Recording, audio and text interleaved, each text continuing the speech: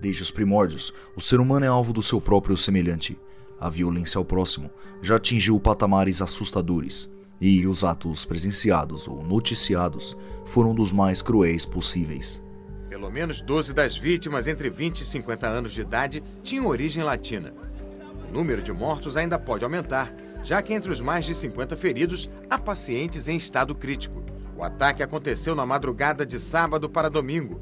O americano Omar Mateen, de 29 anos, entrou na boate gay armado com um fuzil e uma pistola e abriu fogo. Um policial que estava no clube trocou tiros com Mateen, que chegou a fazer reféns na boate por cerca de 2 horas. Infelizmente, hoje em dia, podemos dizer que os atos de barbárie não são incomuns. Crimes hediondos se apresentam quase que diariamente no mundo e, além disso, ganham rapidamente mídia por conta do absurdo envolvendo esses fatos. Contra o suspeito, a polícia tem o depoimento de vítimas que reconheceram Francisco como responsável por ataques sexuais. Você já estuprou alguém? Não. E tem também o documento encontrado no esgoto do prédio onde ele morava e trabalhava. Selma Queiroz foi uma das 8 mulheres assassinadas no parque. Esses crimes vão dos mais variados tipos de abuso, até casos de violência extrema, como assassinos em massa. A questão que fica com isso é a imensa dúvida do que deve ser feito com esse tipo de indivíduo perigoso. Existe a possibilidade de regenerar essas pessoas e trazê-las de volta ao convívio em sociedade? Eis então o dilema da punição e reabilitação de criminosos violentos. Pedro Rodrigues Filho, conhecido como Pedrinho Matador, acabou passando mais de 40 anos de sua vida recluso no sistema penitenciário. Pedrinho matou mais de 100 pessoas, sendo várias de suas vítimas mortas dentro da cadeia. Mesmo assim, Pedro foi liberado e retomou o convívio em sociedade após o cumprimento de sua pena. Com sua liberdade, ele fez vídeos para a internet e chegou até a participar de um podcast. Este acontecimento gerou revolta em muitas pessoas, que acreditam que este homem jamais deveria ter sido novamente disposto à sociedade.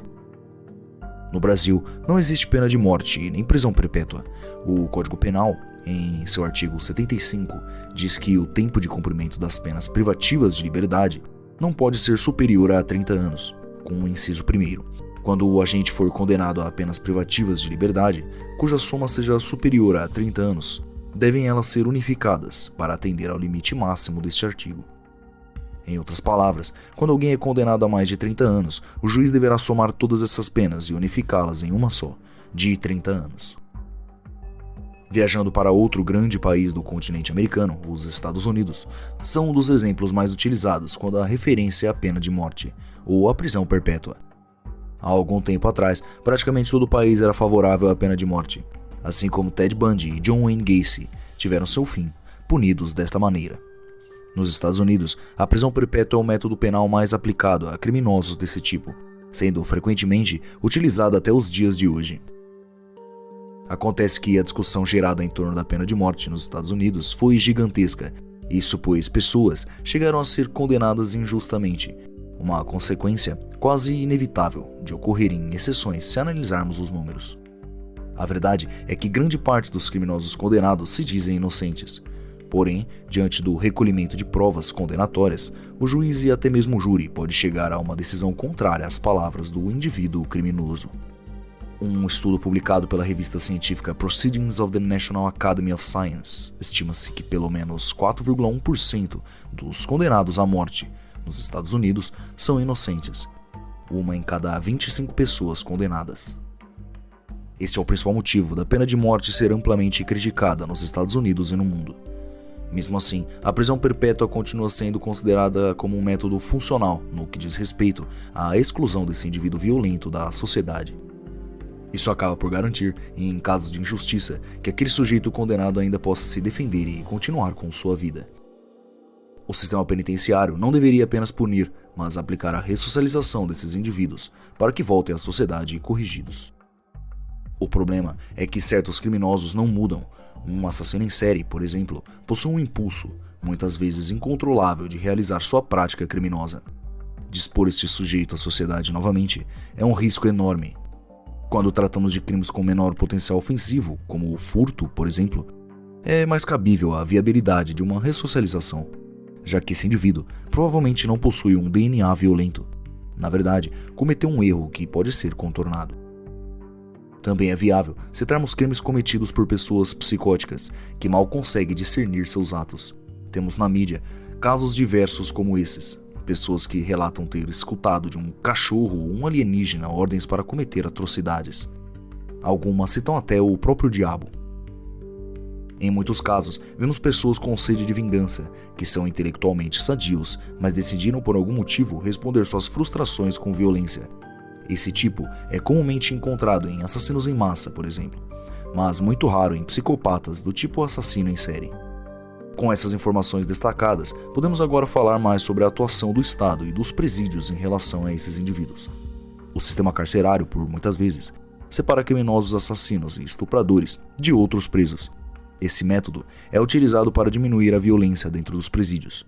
Acontece que, lá dentro, eles não possuem quase nenhuma utilidade social, há pouco trabalho e quase nenhum estudo. Esses considerados métodos eficientes para realocar condenados à sociedade. No Brasil, a precariedade dos presídios é gigante. Dentre os problemas, superlotações, surto de doenças e a ociosidade. Com essa deficiência, já existe uma grande dificuldade em recuperar e reinserir criminosos de baixo potencial ofensivo. Então a ideia de recuperação de criminosos extremos é praticamente impossível, principalmente no Brasil. A reinserção desse tipo de criminoso é um grande perigo, isso pois não é possível de fato garantir a segurança às pessoas que virão a fazer parte do dia a dia do indivíduo. Podemos agora imaginar alguns cenários como, por exemplo, um ex-serial killer trabalhando em uma cafeteria que você costuma frequentar. Talvez se você não se encaixar no antigo padrão de vítimas dele, poderá se sentir menos preocupado, mas se for o caso, a chance de ir até lá novamente é praticamente nula. Também podemos pensar em um atirador em massa, que agora pode estar trabalhando em um shopping, onde diariamente inúmeras pessoas frequentam. É um cenário hipotético que ninguém gostaria de passar na pele. Ou seja, para garantir a lei e a ordem, é mais seguro que criminosos extremos não voltem à sociedade comum, pelo menos não até que existam provas científicas concretas sobre a plenitude desse indivíduo. Até o momento, a psicopatia não tem cura. Trata-se de um desvio de personalidade, presente em indivíduos que possuem um raciocínio e entendimento normal dos fatos que os cercam. É praticamente senso comum entre os profissionais como psiquiatras e neurologistas que esses indivíduos são um risco que não pode ser alterado. No Brasil, não existe uma lei específica para criminosos como estes. Praticamente, é negado a existência desse tipo de indivíduo. Mas a verdade que vimos aqui é que a única forma existente hoje para cessá-lo da prática criminosa é a prisão perpétua ou internação compulsória em casos de psicóticos. O estudo e a ciência seguem sendo muito importantes não só para esses, mas para todos os casos envolvendo esses indivíduos. Quem sabe, no futuro, possam encontrar uma possível cura para pessoas com essa índole violenta. Porém, enquanto isso não for possível, é melhor que a sociedade seja mantida em segurança e bem distante de criminosos extremos. Uma das descobertas mais importantes que vemos é que eles têm um problema de conectividade em diferentes partes do cérebro. Pelos exames que eu vi de diferentes assassinos, incluindo os psicopatas, havia o mesmo padrão, e esse padrão é uma perda de atividade nessa área do cérebro, acima dos olhos, acima das órbitas, que se chama córtex orbital. Aqui é o sistema límbico cortical, e é isso que fica desligado. Quando vemos alguém que é psicopata de verdade, de fato, não encontramos muita atividade no sistema límbico. Essas áreas são responsáveis pela empatia, compreensão, cuidado, preocupação e consciência. Isso parece se alinhar com os relatos de psicopatas que fazem coisas horríveis, matam várias pessoas e depois vão ao cinema ou comer numa lanchonete normalmente. As emoções deles não são estimuladas igual ao cérebro de uma pessoa normal. Se você gostou desse vídeo, peço que se inscreva no canal e deixe seu like para me ajudar a continuar produzindo. Agradeço por sua atenção e companhia e nos vemos no próximo vídeo aqui no Panic TV. Muito obrigado.